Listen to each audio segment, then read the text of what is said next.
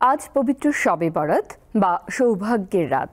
মহিমান্বিত এই রাতে ধর্মপ্রাণ মুসলমানরা মহান আল্লাহর অনুগ্রহ লাভের আশায় নফল নামাজ, পবিত্র কোরআন তিলাওয়াত ও জিকির আজগারে মগ্ন থাকেন।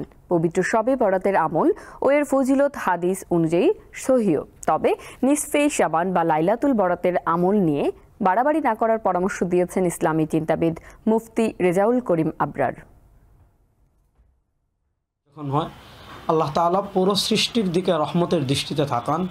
ফায়াগফিরু লিজামিই খালকিহি ইল্লা লিমুশরিক আও মুশাহিন।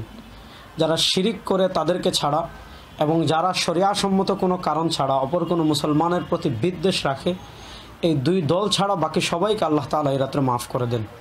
আপনি এমনি অন্যান্য রাত্রে যেমন ডাল ভাত খান, এই রাত্রে আপনি খাবার হিসেবে যদি হালুয়া রুটি খান নিষেধ নেই, কিন্তু শবে বরাতের ইবাদত মনে করে যদি আপনি হালুয়া রুটি খান, এটা হলো বেদাত, এটা করা যাবে না। এই রাত্রে নবী করিম সাল্লাল্লাহু আলাইহি ওয়াসাল্লাম থেকে একাকে ইবাদত প্রমাণিত। রাসূলুল্লাহ সাল্লাল্লাহু আলাইহি ওয়াসাল্লাম বলেছেন, সালাতুল লাইলি মাসনা মাসনা ফাসাইদান। ইমাম ইবনে হিব্বান, সহিহ ইবনে হিব্বান হাদিস এনেছেন, রাতে আপনি দু রাকাত করে একাকি যত ইচ্ছা নামাজ পড়তে পারেন। কিন্তু শবে বরাত মনে করে, শবে বরাতের আমল মনে করে আমাদের দেশে অনেকেই দেখি মসজিদে গিয়ে ইমাম সাহেবকে নিয়ে 12 রাকাত বিশেষ নামাজ পড়ে। আল্লামা আব্দুল হাই লাকনবী রাহিমাহুল্লাহ তার আসারুল মারফুআ ফিল আখবারিল মাওদুআতে এ সংক্রান্ত বিস্তারিত আলোচনা করেছেন এবং তিনি দেখিয়েছেন শবে বরাতের বিশেষ কোনো নামাজ নেই। যদি বিশেষ নামাজ মনে করে সম্মিলিত নামাজ পড়েন, এটা হলো বিদআত। আল্লাহ নবী সাল্লাল্লাহু আলাইহি ওয়াসাল্লাম শাবান মাসে অন্যান্য মাসের থেকে নফল রোজা বেশি রাখতেন। আবার শাবানের 15 তারিখ আইয়ামে বীজ।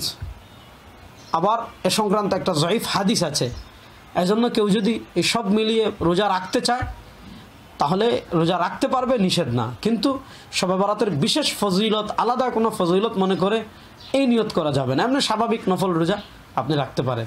তো আমাদের দেশে শবে বরাত কেন্দ্রিক বাড়াবাড়িও আছে, ছাড়াছাড়িও আছে। আল্লাহ তাআলা বাড়াবাড়ি ছাড়াছাড়ি মুক্ত হয়ে রাসূলুল্লাহ সাল্লাল্লাহু আলাইহি ওয়াসাল্লাম একাকে ইবাদত করেছেন। আমরা এই রাত এমনভাবে কাটাবো যাতে আল্লাহ তাআলা এই রাত্রে আমাদেরকে মাফ করেন।